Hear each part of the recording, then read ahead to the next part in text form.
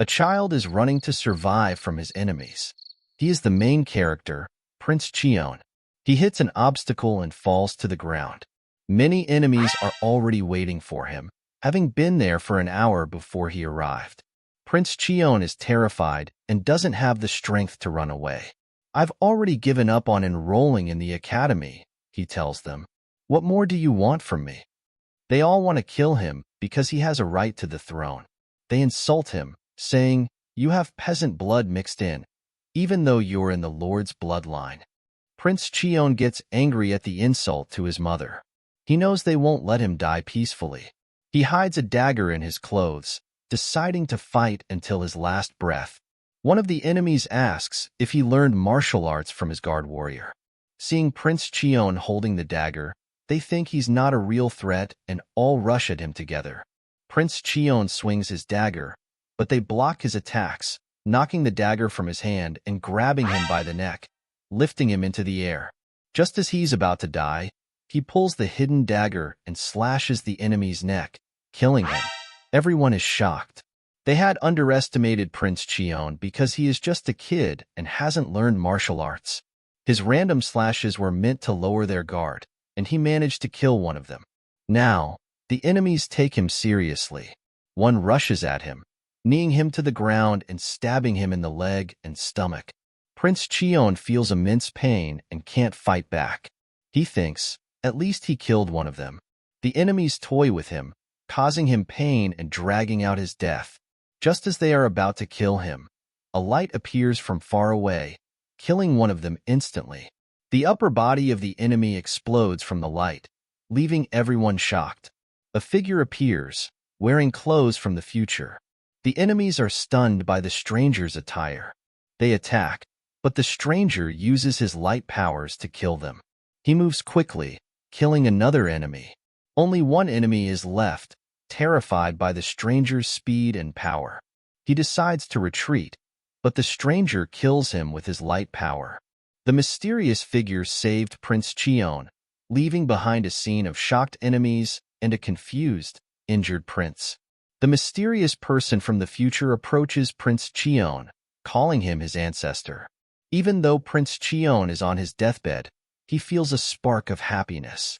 His eyes barely open, struggling to stay conscious, but he can hear the stranger's words, even though he doesn't understand them. The man from the future has no time to spare. He quickly applies a medicine to Prince Cheon's body, telling him, "Live and make sure to succeed." This medicine is Nano Machine, the latest version. Learn how to use it. With that, he disappears. Prince Cheon is left in disbelief, finding it strange. Suddenly, he hears numbers in his head, shocking him. Long ago, the fighters of Jianghu learned martial arts to protect themselves from enemies. Over time, martial arts evolved from simple self-defense techniques into complex forms involving movements and breathing techniques to harness internal energy. These martial artists passed their teachings and heirlooms to future generations, allowing martial arts to continue evolving. Those who mastered martial arts became more powerful than ordinary humans and were known as the Morim people, Walin. Aspiring fighters formed clans, which divided into the forces of justice and the forces of evil. Between these two forces, another group sought only strength and was known as the demonic cult. Prince Cheon Yeo-Woon, an illegitimate child of the highest-ranking family in the demonic cult, has a right to the throne. This is his story. Prince Cheon wakes up, wondering how he is still alive after being severely wounded. He notices his body sweating, black spots on his arms, and a foul smell. His whole body feels sticky. Suddenly, he hears a voice asking, "Are you awake, master?" He is surprised and looks around, but no one is there. The voice tries to calm him. Prince Cheon wonders if the voice is telepathy, as it seems to come from inside his head. The voice confirms that MC is correct.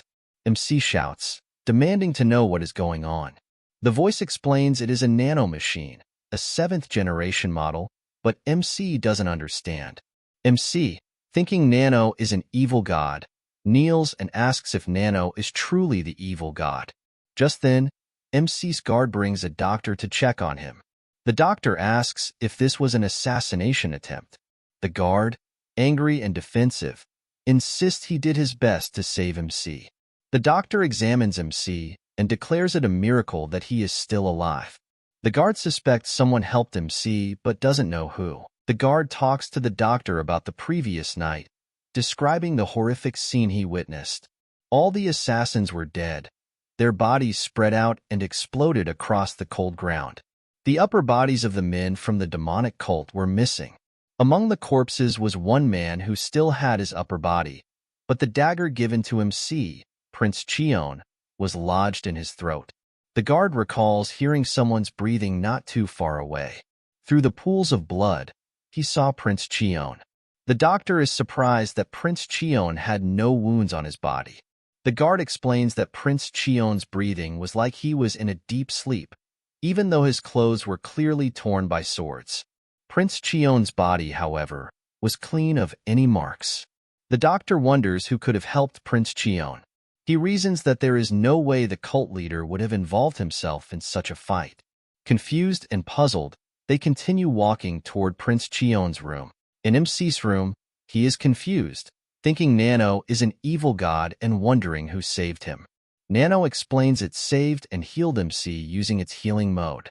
But MC struggles to understand, so Nano sends basic information directly to his brain. Nano clarifies it is not an evil god but simply a nano machine. MC is astonished. Nano then uploads the manual information about itself to MC's brain, causing an electric shock sensation that makes MC vomit. Nano explains this is a natural reaction when receiving new information. Feeling dizzy, MC wonders what is happening. Nano explains there are thousands of nano machines embedded in his body. MC asks what would happen if Nano were removed, and Nano says he would die. MC then asks who put Nano in his body. Suddenly, his guard and the doctor arrive and knock on the door. MC quickly pretends to be sleeping. The guard enters, worried about MC, but notices a foul smell from his body. The doctor checks MC's blood pressure and finds something strange. The guard, concerned, asks what is wrong. The doctor explains that MC's body has been purged of impurities and his energy flow activated.